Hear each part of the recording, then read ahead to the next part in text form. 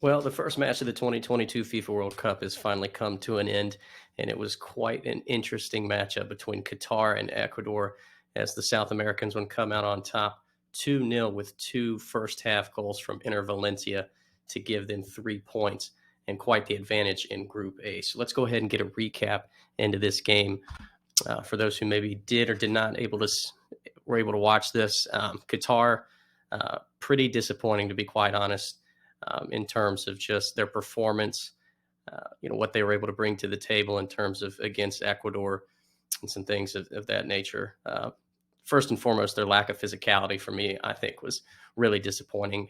This team just Ecuador right out of the gate came, fast and furious, and Qatar really just were never able to match them in terms of their physicality and get into the game in terms of being able to win 50-50 balls, win challenges, and collect loose balls or make some really good tackles and that type of thing.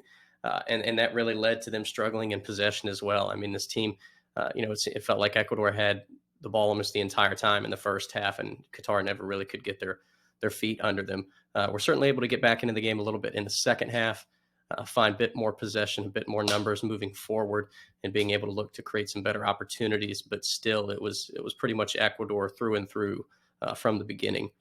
And Qatar really struggled with that, as well as their opportunity to create chances. Very disappointing. Had a few decent looks here and there. One right at the end of the first half with that glancing header that unfortunately they couldn't just get on frame, and then had a few decent chances in the second half as well. But nevertheless, Qatar just, again, really struggled in so many different facets of this game. And I felt like, they really felt the pressure in terms of just this big stage, the fact that their country had never been to this point before. And regardless whether they were the host country or they, even if they had qualified to get to this point, I feel like this stage, this moment for them was so difficult. And unfortunately, you could certainly tell that in the players and their performance. But for me, I felt like one of the biggest disappointing factors about this game was their fans. For those who were able to watch, by the time halftime comes around, obviously many people are disappointed, down 2-0, not feeling too great about themselves. And then when they come out in the second half, there's a lot of empty seats.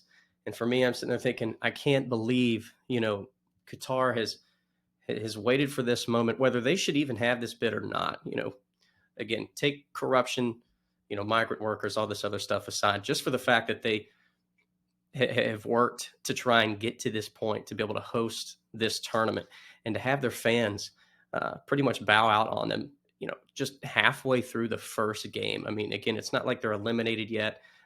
Certainly it's an uphill climb for sure with Senegal and Highland left, but the fact that, it seemed like their fans just pretty much just gave up on them as soon as the second half started is incredibly disappointing and really sad to see, especially from a host nation. I mean, this is a one in a lifetime opportunity for these players. It's a one in a lifetime opportunity for the fans to be able to enjoy and experience this.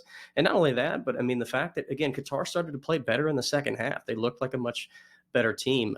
Ecuador still controlled the game, but they certainly came out with a bit more fire, a bit more passion, a bit more aggression in terms of being able to get forward and put, better opportunities together to try and score goals. And not only that, but for, Qatar's sake, even grabbing one goal in that second half would have certainly helped the goal differential case out later on if they are able to still somehow qualify. But regardless, just incredibly disappointing to see, so many fans leave before this match even concluded. Moving on to Ecuador now. The winning side, the first side to get a victory in this World Cup for 2022. Again, very strong, very quick, right out of the gate.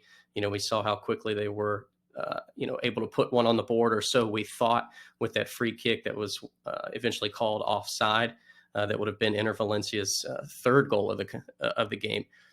But still, again, Ecuador, they're so solid and strong with set pieces.